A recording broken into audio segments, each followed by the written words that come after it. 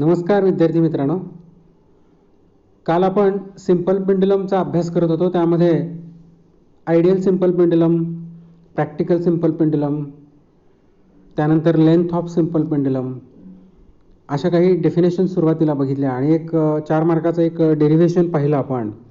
Show that the motion of Bob of A pendulum is linear SHM under certain conditions.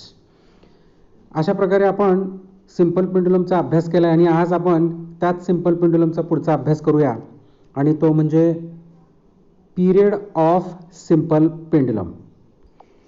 आता period of simple पेंडुलमचा अभ्यास करत असताना आपल्याला काल आपण जे बघितलं त्यातलं बऱ्यापैकी आपण इथे यूज करणार आहोत. म्हणजे आपण काल काय काय केलं, हा सिंपल पेंडुलम तो एका साईडला घेतला एक्स एवढ्या डिस्प्लेसमेंटवर आणि त्याच्यावर कुठले कुठले फोर्सेस ॲक्ट होतात, टेन्शन T', त्यानंतर वेट mg आणि मग हे mgचे दोन भाग केले, एक mg cos θ along the length आणि दुसरा mg sin θ perpendicular to the length of the string. आणि मग त्याच्यावरून mg sin θ हा जो आहे तो आपण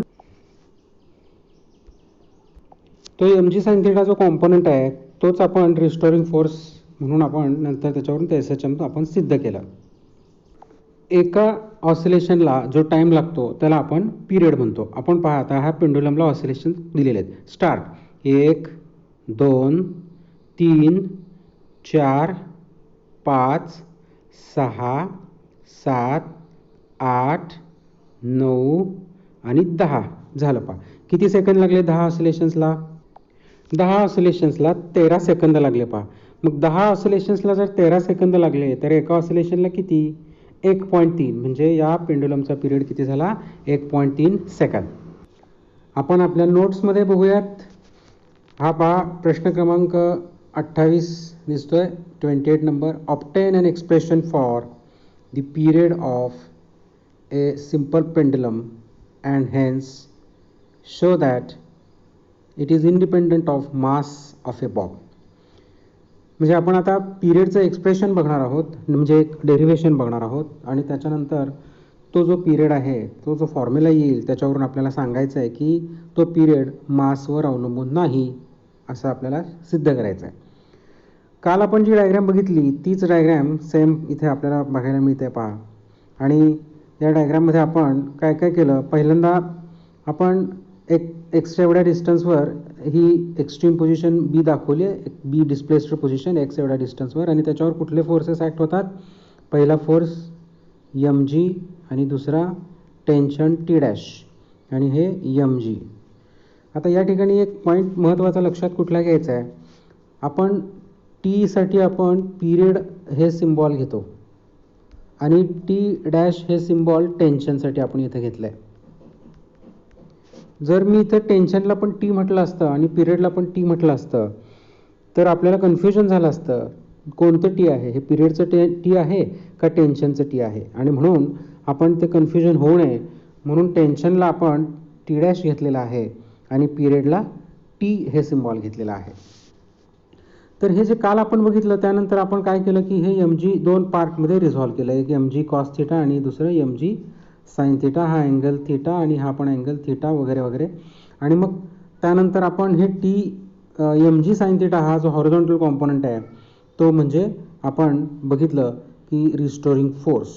आणि त्यानंतर इथं आपण तो रिस्टोरिंग फोर्स F जो आहे हा पहा इथं आहे F, तो mg sin θ आणि इथं मध्ये वजा चिन्ह का घेतलं, because the force and the angle θ they are opposite in direction. त्यानंतर आपण sin θ हा नियरली θ, कारण θ खूप छोटा आहे आणि हीच ती कंडिशन आहे. पहा अंडर सर्टन कंडिशन असं जे म्हटलं होतं कालच्या प्रश्नामध्ये, तर कंडिशन कुठली आहे, θ इज व्हेरी व्हेरी स्मॉल. आणि मग F is equals to mg minus mg θ असं आपल्याला या ठिकाणी मिळालं.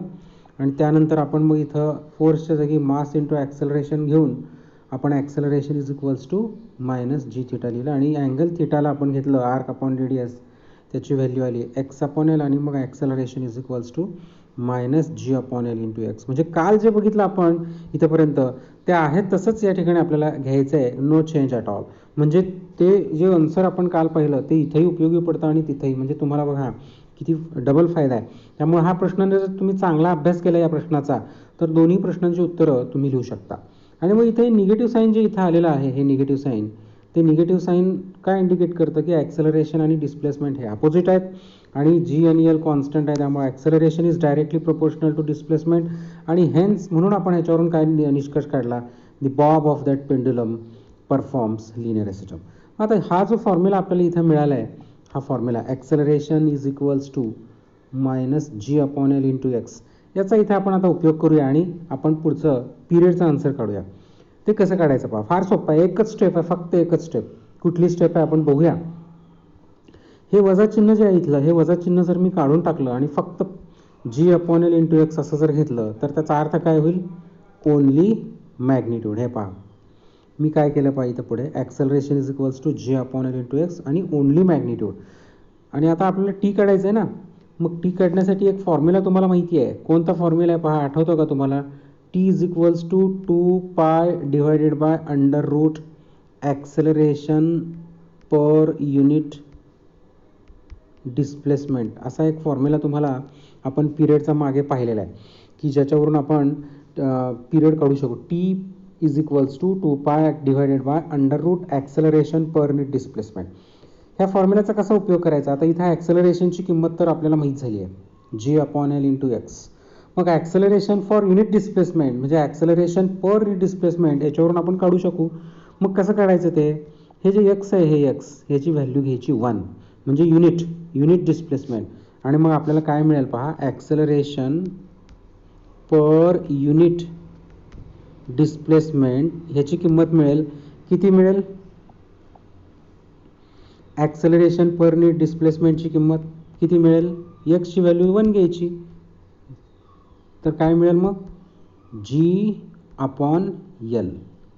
म्हणजे हे जे एक्स जे आहे, हे एक्स जर आपण 1 घेतलं तर जी अपॉन एल एवढे राहणार, म्हणजे ॲक्सेलरेशन पर युनिट डिस्प्लेसमेंट हा ह्याची व्हॅल्यू जी अपॉन एल असे आपल्याला मिळाली. मग आपण आता ती व्हॅल्यू तो जो टीचा जो फॉर्म्युला आहे त्याच्यात घेऊया आपण, आणि मग आपल्याला काय मिळेल, पिरियड मिळेल. बघा आता इथं आपण ते पुढं केलेलं आहे पहा.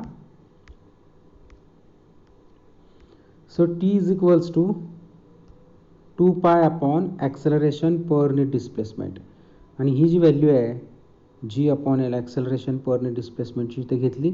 So T is equals to 2π divided by under root g upon L, आणि मग हे divided by into multiply by होणार, आणि हे एल जे आहे हे न्युमरेटरमध्ये जाणार, आणि आपल्याला काय मिळालं पहा, T is equals to 2π under root L upon g. So this is the very important formula for the period of a simple pendulum.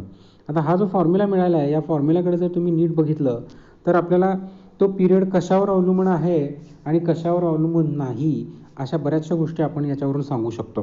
पहिला फॅक्टर बघा,